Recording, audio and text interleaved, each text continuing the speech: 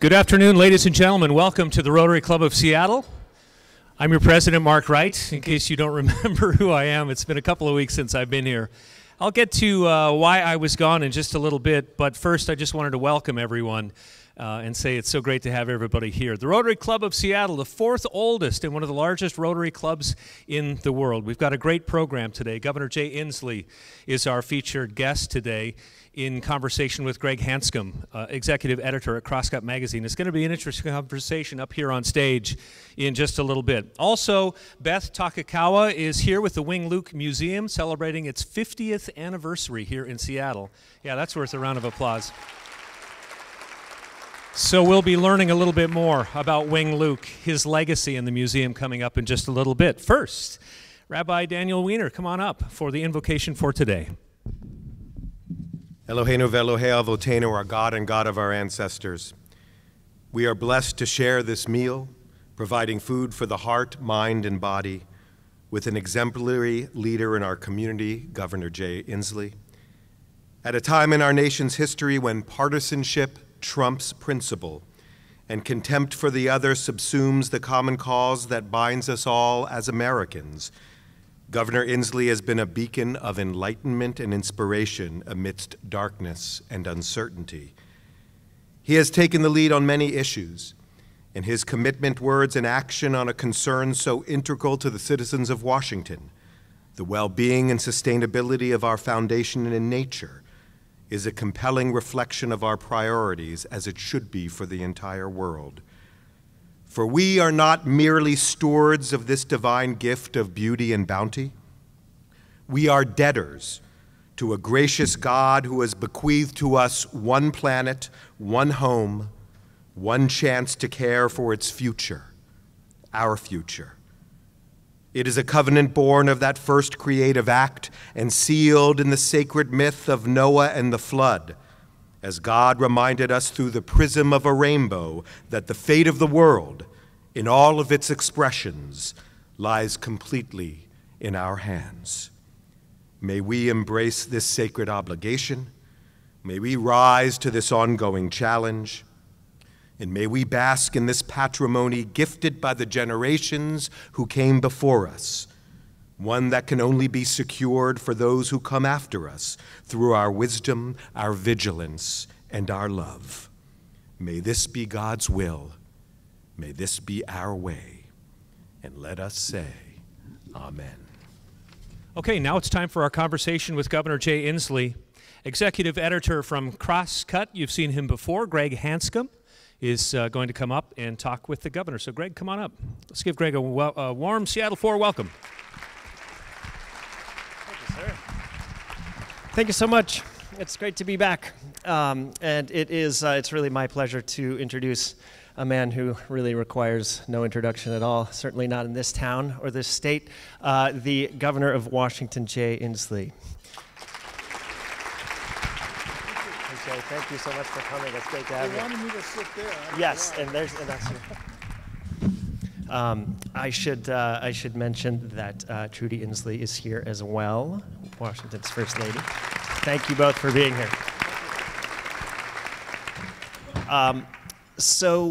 I'd like to spend some time today diving deep into climate policy and other wonky things. But first, inquiring minds really want to know, was anything thrown at your TV set last night? No, we had a very peaceful evening because I didn't watch. I just read it, so very peaceful. You were not going to give the president that additional household for his TV ratings. Okay. Have you read about it since? Any feelings you want to share about the? This is torture, I can tell. I'm sorry. Well, I would actually share my feelings, but if I did, it would violate all of the four-way tests in every way. So I better avoid my discussion about that. I'm sure there's more productive things we could talk about. Okay. All right. Well, it was worth a shot. Well, let's talk a little bit about climate and energy policy. Governor Inslee, you have said that it is Washington's destiny to lead the country on energy policy. And you've got some energy policy proposals up in front of the legislature right now. This is not the first time.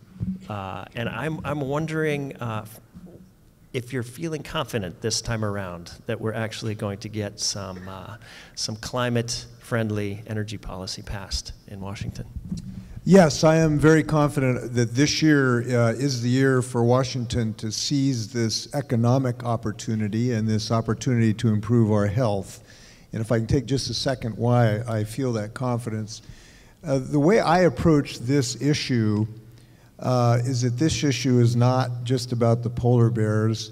This is about whether or not Washington State will continue doing what we have always done that has led us to have the #1 place to do business in the United States, according to CNBC, and they gave us that award last summer. The reason this is the #1 place to do business, in my view, is that for over 100 years, we have always done the same thing in Washington, and that is this. Every time there has been a major economic transition based on a change in technology, Washington State has led the world in commercializing and commoditizing that economic opportunity associated with a transition in the economy. First, it was the transition in aerospace to jets, where we led the world, and we've profited mightily because of that. Then it was the transition from analog to digital and software, and we have profited mightily by seizing the economic opportunities associated during that transition. Anytime there is a technological transition, Washington State, because it invests in the future and always thinks of the next good deal, does well. Now we are experiencing a massive change in the retailing operations, which is disruptive, and I understand that, but we are seizing an opportunity here where we have 40,000 people working for just one company involved in a transition. Now we know the next big transition in the world economy, not just the Washington economy, but in the world economy, we know what that transition is. There is no doubt about this. It is a scientific certainty that the world economy is going to transition away from carbon-based fuels and toward less polluting industrial ways to run our post-industrial revolution society. And we know that is a factor, that is a reality, and it doesn't matter whether you're an R or a D or you're urban or rural, this is a scientific fact that the world is going to transition away from carbon-based fuels. And there is a reason for this. It is because without doing so, our lives are jeopardized all around the world. And the entire world recognizes this. Every single nation in the entire world is united on only one thing that unites us, besides hatred of the Yankees. And that is that we're going to have to make this transition. So in this transition, I believe this is a huge economic opportunity for the state of Washington, and what we have done is to fashion a proposal to maximize our economic opportunities in that regard. And that's what we're doing in Olympia right now. Yeah. So talk to me a little bit. We've tried cap and trade, or we've tried to get that through the legislature. We've tried a low carbon fuel standard. It was last year or year before last, 2016, when we saw the ballot initiative that would have actually imposed a carbon tax. What has changed now that makes you think that we're actually going to get this through? So I would say three things. Number one, there is a rapidly increasing recognition of that first reality I talked about, that we have to make this transition.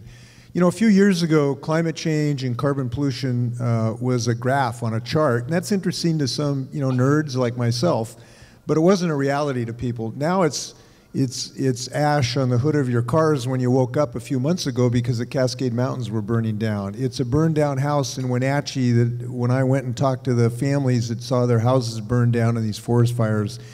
It's the mother-in-law of a person who works for me who's a 90-year-old woman in California whose home was destroyed in the mudslides because of these biblical events were happening. So because of the rapidly changing extreme weather events, people are now understanding this, and it's influencing them personally in their lives. It's no longer an abstraction. It is a reality in the present day. That's number one. Number two, what is happening is people are coming to understand the economic opportunities associated with this. So just give you an example. So they're coming to understand in Central Washington that one of the largest employers in Central Washington, they make the Western Hemisphere's largest manufacturer of carbon fiber that goes into electric cars. And right across the street is the Western Hemisphere's largest manufacturer of polysilicon that goes into solar panels. And in Mukilteo, we make the largest vanadium flow battery in the world today that will allow the integration of renewable energy in the grid. And in Bellingham, we're making solar panels, some of the best solar panels in the world. So what is happening, people are starting to seize the economic opportunities. And in Washington State, and this is not very well known, but in Washington State, the rate of job creation in the clean energy sector is twice the rate of the rest of the economy. The rate of job accumulation in the solar industry is 17 times higher than the U.S. economy as a whole. So people are starting to understand the economic potential of this.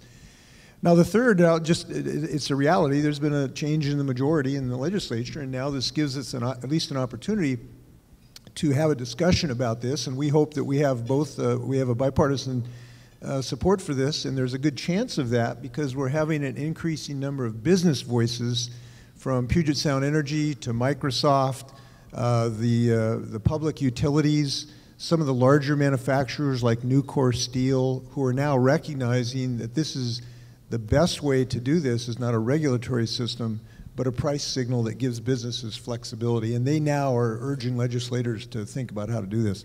Yeah. So on the topic of business, not all businesses are thrilled with this idea, clearly. It sounds like maybe we could give some details of the proposal itself, how it would work, who would pay, and who would not pay. You know, there are some loopholes built in here, right?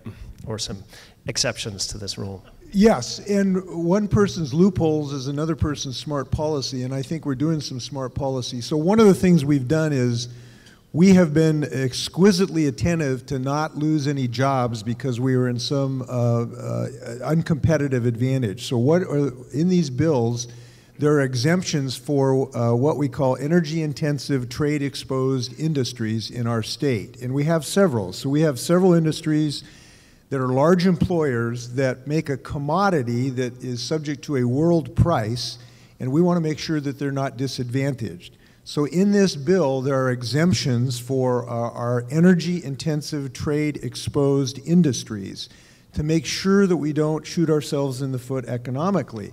And those are not loopholes, that's just smart policy that's also consistent with what the rest of the world has done, which have also treated these industries without a competitive disadvantage. And we know this can be done because I helped craft this in 2009 when we passed this in the U.S. House of Representatives. So we know this works because there's dozens of companies and states that have done this successfully and built their economies without loss. So we've built those exemptions in. It's the right thing to do. It's smart policy, and it's good for job creation. As far as how this works, we would create about a $3 billion fund, and that is an investment fund to invest in Washington.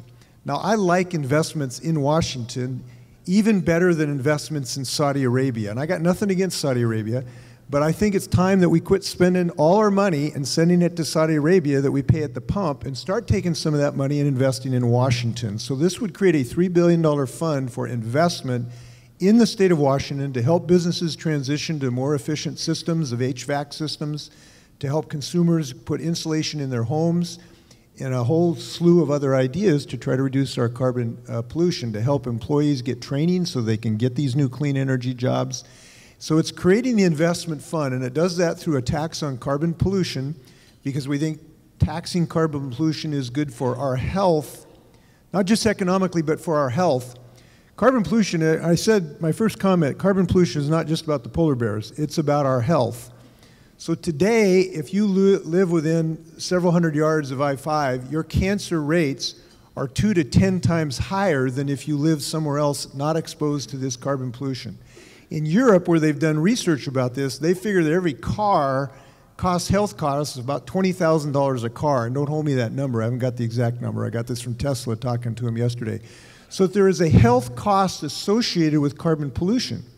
And when you create this fund to reduce carbon pollution, you are decreasing your healthcare costs, and everybody in this room knows what's going on with our healthcare costs. So if there are some industrial exemptions to this carbon tax, how do we keep the tax from falling most heavily on those who are going to have a hard time paying it? Critics have said this is kind of a backdoor gas tax, that because we've got, potentially companies like Boeing and others would be exempt from a carbon tax, that would end up, that the people of Washington would end up paying more. How do you prevent that from falling heavily on those who really can't afford to pay? Well, the first thing I would say is that no one likes taxes. I doubt I'd find anybody that rushes for higher taxes here, except John Bridge. But in any event, thanks, John. We had the largest infrastructure investment in the state of Washington 2 years ago when we passed the transportation package, and that was a good thing, and it was financed by a gas tax, and our economy did not fall apart. In part because these gas taxes, it was 17 cents, but it's probably only 1/3 of the variation in the price of gasoline. People don't even, frankly, even notice it. So this is not some cataclysmic event if we have a charge that has some pennies involved in an increase in gas that is going to drive businesses out of the state. It just has not resulted these modest changes in dislocating our economy. Now, in the bill, we have proposed ways to give some assistance to low-income people to help them cushion any of the impacts associated with this. It won't be zero because there's no zero perfect solution, but we have paid some attention to try to do that. But again, I have proposed a $20 a ton tax. If there was a total pass through the consumers, that could be a 16 to maximum 20 cents a gallon increase. It probably will not be that amount because some of that's absorbed by industry. And I suspect that the legislation is going to have a lesser amount when the bill gets through the legislature. But those amounts are frankly hardly noticed by the consumer because the prices generate so much. And again, I want to reiterate, when we do this, we're investing this money here. We're not spending that money to Saudi Arabia with a price increase. So there is a difference where we put our money. So I'm curious, just to dive a little even deeper into the policy wonkery here. The 2016 ballot initiative that would have created a carbon tax, it crashed in part, or it went down probably a pretty substantial margin, in part because there was a division within the environmental community and between environmentalists and who had come up with a proposal that was supposed to be friendly to conservatives and Republicans, and the environmental justice community that felt that people in communities of color had not been represented in the creation of that initiative. How has the calculus changed for you in the way that you talk about an initiative like this, in the way that you think about an initiative like this, from say, early on in your career? Well, the first thing I want to say is we shouldn't have to talk about an initiative. The legislature should do its job, which is to act against carbon pollution. Now, here's what I mean when I say against carbon pollution. I'll just tell you why. 9 years ago, the legislature passed a law. It is the law of the state of Washington that we will reduce our carbon pollution and that job will get done. But since the legislature passed that, they haven't passed anything to actually get that job done. Now, this is a promise that is being broken by the legislature. And they owe us some action on this to get this job done. Otherwise, they're going to break a promise. So the legislature has a responsibility to the people of the state of Washington to get this job. We should not have to go out there and have an initiative to get this job done. And the business community is now urging legislators, or many, not all, but many of the parts in of the business community, because they'd rather have the legislature do this right than an initiative that, frankly, is a blunt instrument, frankly. This is a very complicated issue. All voices need to be heard, and that works best for the business community when it happens in the legislature. So we hope the legislature will act this year. Now, in regard to the initiative that was on the ballot, my take on this is that had an abysmal failure for two reasons. One, people were asking to increase their taxes and getting nothing for it. They weren't going to get a single investment anywhere for a tax. It's rather difficult to ask people to impose their taxes and not get anything for it. What you're getting out of my proposal is cleaner air, more jobs, new technology, reduced energy costs. So you're not wasting energy costs, you reduce your energy costs. When you get insulation in your home, you're saving money. When you go to an electric car, you reduce your gas prices to 0, which is a pretty good deal. So there's something people get for their money on that. The other thing is that there was a flaw in the initiative. It would have taken money out of the school account.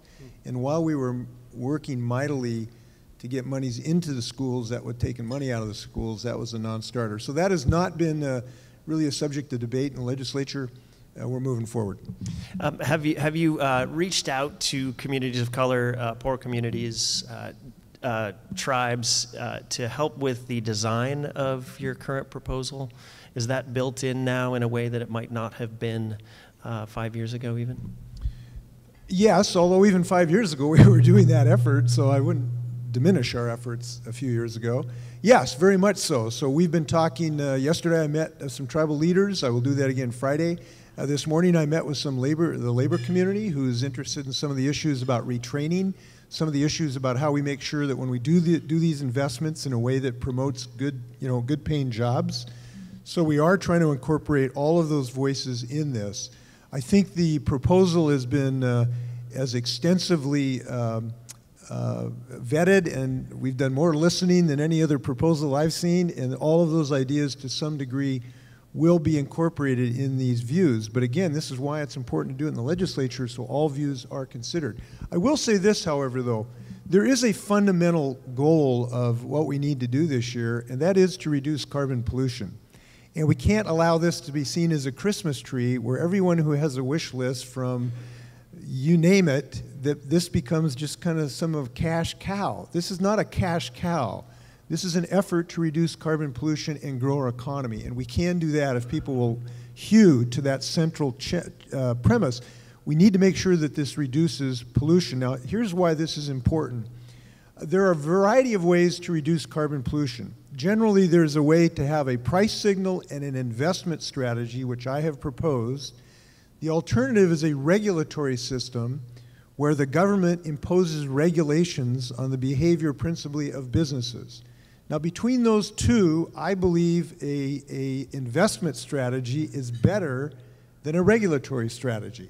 It gives more flexibility to businesses. But if it fails, there are multiple regulatory systems that we will have to adopt. A low carbon fuel standard, a 100% standard so that we have to have 100% of our grid to be non-fossil fuels by a certain date, requirements for electric vehicles. These things will be necessary for us to adopt, and those bills are also moving forward in the legislature.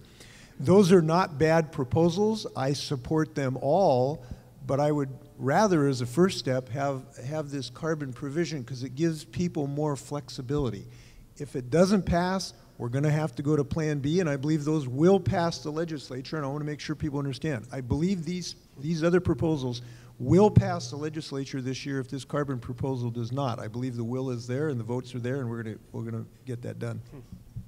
So I want to open it up to questions from the floor. Before I do so, I will just mention that the governor is going to be speaking again on Friday night, the first night of the Crosscut Festival. And I've mentioned that in prior lunches, and if folks are interested in that, we've actually sold out the Friday night session. Saturday, we've got a whole suite of different sessions and conversations happening. We still have tickets available at crosscut.com/festival. This is the Northwest's answer to the New Yorker Festival or Aspen Ideas Festival. It's going to be a fantastic, fantastic moment, I think, for Seattle and the Pacific Northwest, and we're thrilled that you're going to be there, Governor Inslee. Excellent. First up, we have Rotarian Dorothy Bullitt. Hi, Governor Inslee. Thank you for your service and your national leadership on this issue. I'd like to change to a different issue, if I could, and that's the courts and security in our state courts.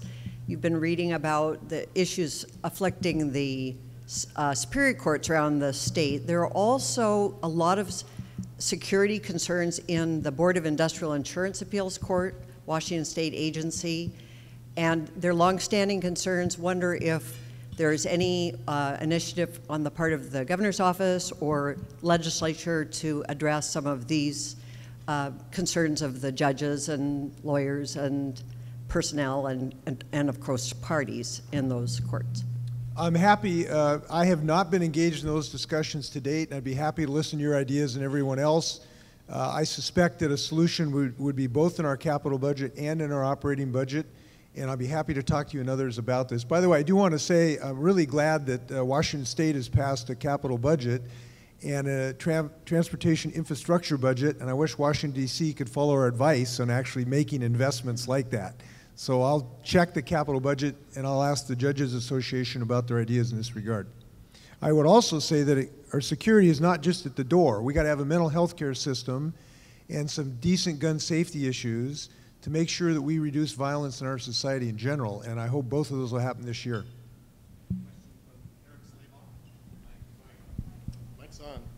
Mic's on. Question from Eric Slabaugh.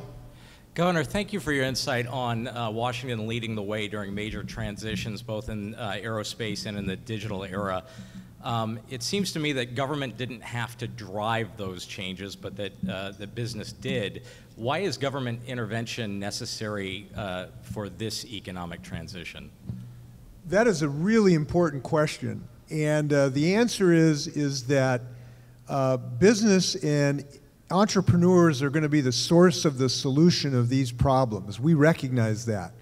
But businesses cannot solve it alone because we have a major failure or fault in our system. And that is that our system does not protect the things we own in common. It protects our houses. We have a legal right. Nobody can dump a pile of garbage in my front yard and get away with it. We're protected. Nobody can drive a bulldozer over a school building. It's protected. But the thing that we all rely upon, which is this atmosphere that sustains life as we know it, is unprotected. It is being destroyed because of all of our use of fossil fuels. So we have the one asset that we all share every time we breathe that is unprotected and is subject to rampaging and ravaging, and that's what's happening right now. No matter how powerful you are as a business person, you cannot solve this problem. Jeff Bezos, Bill Gates, Jamie Dimon, three people who I've talked to in the last week, they cannot solve this problem because as long as their competitors can take garbage and put it in the atmosphere at free and unlimited amounts, they can't compete. So we have a flaw in our legal system and our economic system that has to be fixed. Now there's a variety of ways to do that. One of which is to charge a pollution fee, like when you go to the garbage dump. You know, it costs you, I don't know, 50 bucks to go to the garbage dump or 60 bucks. A carbon tax, in a sense, is a fee for polluting. We're going to charge you a fee. If you're going to put your junk in the atmosphere, you're going to have to charge a fee for that. It at least will make you think about that. And that's one of the sense of what a carbon charge is. And the world is recognizing this. I want to repeat the world. I was in Davos, Switzerland the other day, and it was pointed out that not every single country in the world today, except one, has all agreed to do this, which is to put some limitation on carbon pollution. It is a unique thing in human affairs that the world has agreed on this because they recognize, and businesses recognize, that they cannot solve it.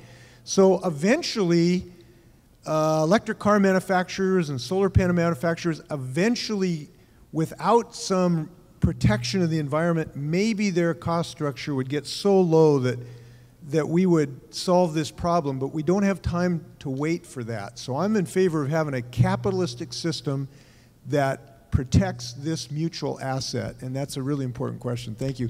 And I was hoping you could hand the mic to Trish Bostrom to tell me whether she was in the Billie Jean King movie or not. If she wasn't, she should have been. Trish, were you in the movie? Were you depicted? In the Billie Jean King movie, in the back, in the way background. Okay, well, you look good. Oh, thank you, Jay. Thank you. Thank you. I do have a quick question. Yes. You're doing a great job as governor. But my question is, there's been a tax on our national parks. Do we have, or we should be fearful here in Washington State, or what are we doing to protect our parks here in Washington? Thanks. Well, we're doing everything we can. This proposal to charge you 70 bucks to get in our national parks is just really sad, and we're doing everything we can to prevent that. But it does require appropriations from Congress so that we can have a good maintenance budget for our parks. And they're falling apart right now. They are really falling apart. And it's very sad because you and I grew up in our parks. We spent our childhood in them, and we know how important they are. In our state parks, I can tell you this has been something I fought real hard on, and some of the proudest things I've had is we've really increased our commitment to our state parks, and very proud that in our capital budgets and our operating budgets, we've dramatically increased funding for our state parks, because nobody's frowning in a state park. Everybody's smiling when they're in a state park. Next. So great questions, and if you do have questions for the governor, get them in now, because I'm told he needs to scoot when this is over. Excellent. Next is Kathy Williams. Thank you very much, Governor Inslee, for being here, and it's been very interesting. I'd like to, however, change the subject to another critical state issue that I know you've been struggling with over the years and still feel like we have a long ways to go. You alluded just a few minutes ago about mental illness. We have state institutions that for many years have not been living up to proper standards, including Western State Hospital, Rainier School, etc. And I'd like to hear what your current plans are to really turn those around. Thank you. So we have struggled to provide our people with adequate services at these institutions. And the principal reason is that during the recession, when the state budget cratered, the legislature responded by gutting the budgets for these institutions. And that's just a simple fact. And in order to fix these institutions, we have to have people who work in them. And the staffing levels did not, for years, including the few years before I was governor, we did not have enough staff to do the job. We didn't have enough people to take care of folks. It's pretty simple. And that was because the legislature gutted the appropriations. So since I've been governor, we have been building back the staffing levels of these institutions to reach minimum levels. And we still have to continue to build those staffing levels. Now, to do that, I know this will shock people, but you have to pay people to get them to take the job, okay? And for years, we were not paying enough people to take the job, so we couldn't recruit anybody. Let me tell you how bad it was. At Western State Hospital, you could earn 25% more taking a job 6 miles up the road. Well, when you go to recruit a nurse, you think they're going to work with you? And the legislatures are going, why don't you solve this staffing problem? Well, it's because you're cheap, Mr. and Mrs. Legislature, and you won't pay the going rate. So I finally insisted on us doing that, and we are finally now building back the staffing levels to what they need to be, and we're not there yet. This is not cheap, but it is necessary, and it is the right thing to do for our people, and I'll tell you why. People get better in these institutions. They get better. They go home. They go back to work. They go back to their families. These are not places of just despair. They are places of hope and success, and this is a worthwhile investment. We're going to keep it up. We've got time for one more very quick question. Quick question, Governor Jay. What is the difference between a carbon tax and a gas tax? So a gas tax is just a tax on the purchase of gasoline. A carbon tax is a tax on carbon fuels that result in carbon pollution. So it is broader than a tax on gasoline. It includes sources of energy that pollute. So if you are generating electricity with coal-fired sources, you are responsible for carbon pollution. So there's a tax on that carbon pollution. It is also collected further upstream. The gas tax is collected at the pump, if you will. This is collected farther upstream in the industrial system. Now I want to reiterate, we have built-in exemptions for the industries that would have difficulty paying that tax because they have to compete with offshore industrial levels. So it has that difference as well. Hope that answers that question. Thank you so much. I think we need to let you go, Governor Inslee.